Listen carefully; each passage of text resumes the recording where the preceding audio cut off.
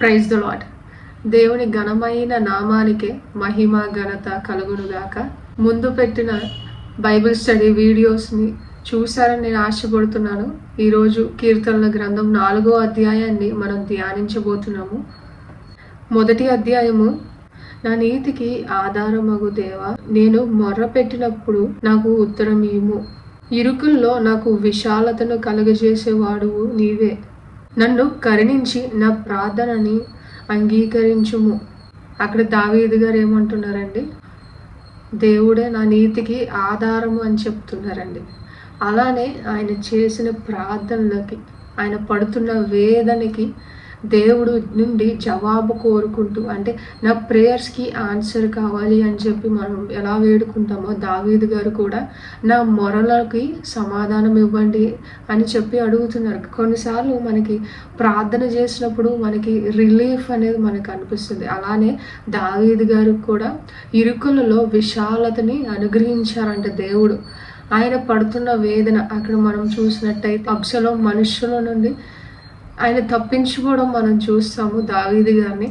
అలాంటి సన్నివేశాల్లో కూడా సొంత కొడుకు తిరుగుబాటు చేస్తున్న ఘోరమైన పరిస్థితి, అలాంటి పరిస్థితి నుండి దేవుడు దావీదు గారికి ఇస్తున్న ధైర్యమును బట్టి దావీదు గారు అంటున్నారండి, ఎంత ఇరుకులో ఉన్నా నాకు విశాలతనిచ్చావు అని చెప్పి దేవుణ్ణి ప్రార్థించడము మొదలు పెట్టారు.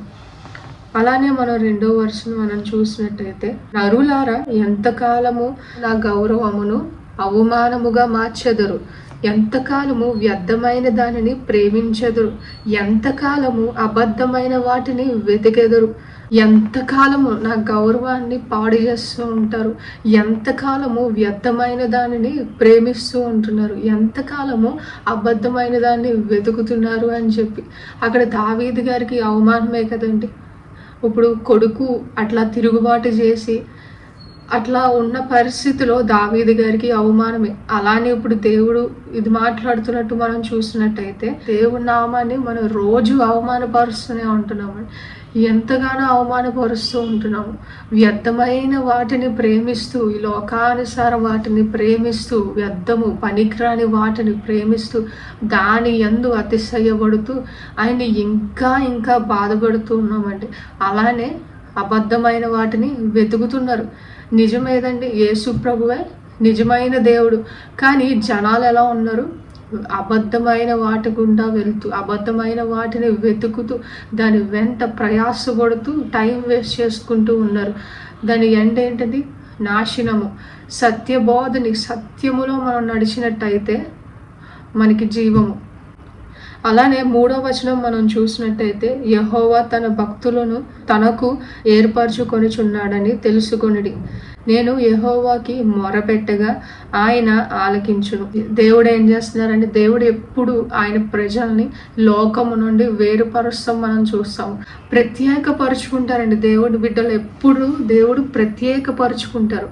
ఆయన కోసం ఆయన ప్రత్యేకపరుచుకుని ఆయన చెంత, ఆయన పని కోసం ఆయన ఏర్పరచుకుంటూ ఉంటాం మనం చూస్తాం. అలానే దేవా, మీరు నా ప్రార్థనలకి జవాబిచ్చేవారు మీరే. వ్యర్థమైనవి, అబద్ధమైనవి ప్రార్థనకి జవాబు ఇవ్వవండి. అవి కళ్ళున్నా కానీ చూడలేవు, నోరున్నా మాట్లాడలేవు. ఓన్లీ జీవము కలిగిన దేవుడే మాట్లాడగలరు. ఆయనే మన ప్రార్థనలకి జవాబిచ్చేవారు. మనం ఎలాంటి పరిస్థితి గుండా వెళ్తున్నా ఆయనే మనకి విడుదలని దయచేసే గొప్ప దేవుడు. 4వ వచనం మనం చూస్తే, భయము నొంది పాపము చెయ్యుకుడి, మీరు పడకల మీద ఉండగా మీ హృదయములను ధ్యానము చేసుకొని ఊరకుండుడి. ఏమంటున్నారండి? భయపడుతూ పాపము చేయకండి. భయం ఉండాలి. మన ఇంగ్లీష్లో అయితే be anger and do not sin అని మనం చూస్తాం. ఇదే ఎఫెసియల్ పత్రికలో 4వ అధ్యాయం 26వ వచనంలో కూడా ఇదే రాయడం మనం చూస్తాము. భయము నొంది మనం గజగజ వణుకుతూ మనం పాపము చేయకూడదు.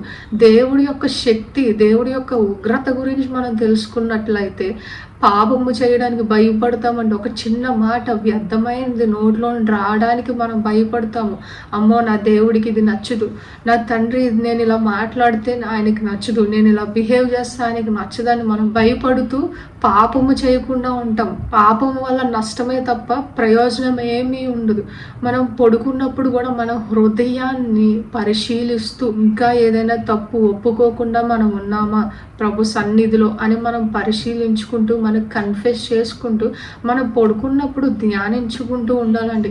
మన హృదయంలో దేవుడు వాక్యము కూడా దివారాత్రులు ధ్యానించుకుంటూ ఉండాలి. అనే మనం 5వ వచనం గాని చూసినట్టయితే, నీతిమంతమైన బలులు అర్పించుచు యెహోవాను నమ్ముకొనిడి. ఏమంటున్నారండి? సరైన బలి అర్పణ దేవుడికి ఇవ్వాలండి. సరైన బలి అర్పణ ఏంటంటే మన హృదయమే. మనం దేవుడి కోసం లివింగ్ సాక్రిఫైస్గా మనం ఉండాలండి. దేవుడు ఏది చెప్తే మనం అది చేసేవారిలాగా మనం ఉండాలి. మన నిర్ణయం చొప్పున కాకుండా ఆయన నిర్ణయం చొప్పున మనం నడుచుకునే వారిలాగా ఉండాలి. హిబ్రూస్లో చూస్తే సాక్రిఫైస్ ఆఫ్ ప్రైజెస్ అని ఉంటుంది. స్తుతుల్ని మనము అర్పణగా ఇవ్వాలని చెప్పి దేవుణ్ణి ఎప్పుడు స్తుతిస్తూ ఆరాధిస్తూ వర్షిప్ చేయడమే ఒక మంచి బలి అర్పించడం. మనం నిరంతరము ఆయన సేవించే వారిలాగా ఉండాలని దేవుడు ఆశపడుతూ ఉన్నారండి. 6వదిగా మనం చూస్తే, మాకు మేలులు చేసేవాడు ఎవడని పలుకువాడు అనేకులు. యెహోవా నీ సన్నిధి కాంతి మా మీద ప్రకాశింపజేయము. చాలా మంది అంటారండి, నీకు సహాయము చేసేవాళ్ళు ఎవరు, నాకు సహాయము చేసేవారు ఎవరు లేరు అని చెప్పి వారికి వారు ఇప్పుడు వ్యర్థమైన దానిని ప్రేమించి వెతికేవారు ఎలా అంటారు, నాకు సహాయము చేసేవాళ్ళు లేరు, నాకు ఎవరు సహాయం చేస్తారు, వారు దేవుడి మీద ఆధారపడినప్పుడు నాకు సహాయం ఎవరు చేస్తారు అని చెప్పి వారు అదే విధముగా ఆలోచిస్తూ ఉంటారు. అదే మనం దేవుడి యందు మనం ప్రయాసపడుతూ ఆయన్ని వెతుకుతూ మనం ఉన్నాం అంటే దేవుడే నా సహాయకుడు, దేవుడి నుండే నాకు సహాయం వస్తుంది. దావీదు గారు ఏమంటున్నారు? యెహోవా నీ సన్నిధి కాంతి మా మీదకి ప్రకాశింపజేయము. ఆ వెలుగులో ప్రతి ఒక్కరూ సత్యము చూడాలి అని చెప్పి దేవుడి సన్నిధి వెలుగుని ప్రకాశించమని చెప్పి దేవుడిని వేడుకుంటున్నారండి. ఆయన ఎన్ని సమస్యల్లో కూడా దేవుడి గురించి వాళ్ళు తెలుసుకోవాలని ప్రయాసపడుతూ మీ గురించి వారు తెలుసుకోవాలి, ఆయన సమస్యలను బట్టి కాకుండా దేవుణ్ణి తెలుసుకోవాలి, దేవుణ్ణి సేవించాలని చెప్పి దావీదు గారు అక్కడ ప్రయాసపడడం మనం చూస్తూ ఉన్నాము. అలానే 7వ వచనం మనం చూస్తే, వారి ధాన్య ద్రాక్ష రసములు విస్తరించినట్టు సంతోషము కంటే అధికమైన సంతోషము నీవు నా హృదయములో పుట్టించితివి. ఏమంటున్నారండి? ఆ ప్రాపర్టీ కన్నా, వారికి బిజినెస్లో వచ్చిన ప్రాఫిట్ కన్నా నాకు మీరు నా హృదయంలో పెట్టే సంతోషము అంతకన్నా గొప్పది అని చెప్పి దేవుళ్ళో అంత పీస్ ఉంటుందండి, అంత సంతోషము. ఎంత మన చుట్టూ ఎంత కేయాస్ జరుగుతున్నా, ఎన్ని సమస్యలు గుండా వెళ్తూ ఉన్నా కూడా దేవుడిచ్చే నిదానము, దేవుడిచ్చే పీస్ అలాంటిదండి. దేవుడిచ్చే పీస్ని మనం వెతుక్కోవాలి. ఈరోజు ఆ పీస్ లేకుండా చాలామంది నశించిపోతూ ఉన్నారు. పీస్ని మనుషుల దగ్గర వెతుక్కుంటూ, ఆ సుఖాన్ని ఆనందాన్ని మనుషుల్లో లేదా స్థలాల్లో వెతుక్కుంటూ వారు నష్టపోతూ, వారు చాలామంది ప్రాణాలు సైతం తీసుకోవడం మనం చూసాం. ఆ ప్రశాంతత లేక. ప్రశాంతత మరి ఎవరు కలుగ చేస్తారండి? దేవుడే మనకి ఆ ప్రశాంతతని ఇచ్చేవారు. పీస్కి ప్రిన్స్ అని మనం చూస్తాము. యేసయ్యని మనం చూసినట్టయితే అలాంటి పీస్ మనకి ఎన్ని సమస్యల్లో ప్రశాంతత కావాలి, నాకు పీస్ కావాలంటే ఇచ్చేవారు దేవుడే.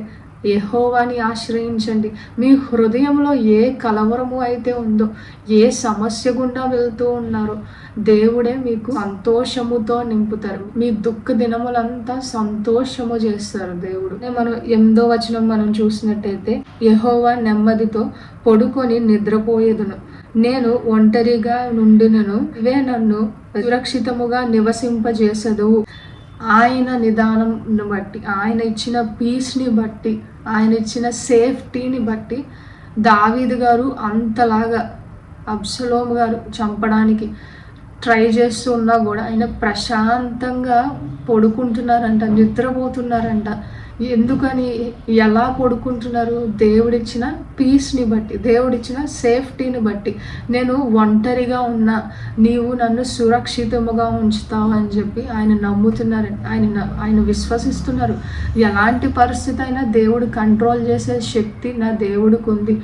సమస్తము సృష్టించిన వాడు ఆయనే. ఆయన నా కోసం ఏదైనా చేయగలరు. నన్ను సురక్షితంగా ఉంచడానికి కంస్టాన్సెస్ని మార్చగలిగే శక్తి ఆయనకుంది అని చెప్పి ఆయన విశ్వసించి దేవుడి యందు నమ్మకముతో ఆయన ప్రశాంతంగా పడుకున్నారండి. ఎన్ని రోజులైందంటే మీరు ప్రశాంతంగా పడుకొని దేవుడి మీద నమ్మకం పెట్టుకోకుండా చాలాసార్లు మన భారాన్ని మనమే మోసుకుంటూ ఉంటాము. నా పరిస్థితి ఏమైపోద్ది, లేదా వారి పరిస్థితి ఏమైపోతుంది ఇట్లానే ఉంటే అని చెప్పి చాలాసార్లు కలవరపడిపోతూ నిద్ర కూడా పట్టదు నిద్రపోవడానికి. సో అలాంటి పరిస్థితుల్లో నేను మీకు చెప్పాలని నేను ఆశపడుతున్నాను. దేవుడి మీద నమ్మకం పెట్టండి. ఆయన సన్నిధిలో మీరు మొరపెట్టినప్పుడు ఆయన సమాధానం ఇచ్చే దేవుడు. మీరు ఏదైతే కలవరము చింతతో నిద్రపోలేకుండా బాధపడుతూ వేదన పడుతూ కృంగిపోతూ ఉన్నారో దేవుడికి చెప్పుకొని మొర్రపెట్టుకొని, దేవా మీరే నా సహాయకుడు, మీరే నన్ను సురక్షితముగా ఉంచేవారు అని చెప్పి ఆయన మీద విశ్వసించి ఆయన ఇచ్చే పీస్ని మీరు అనుభవించండి. ఆయన ఇచ్చిన సంతోషాన్ని, ఆ జాయ్ని మీరు అనుభవించి ప్రశాంతంగా పడుకోండి.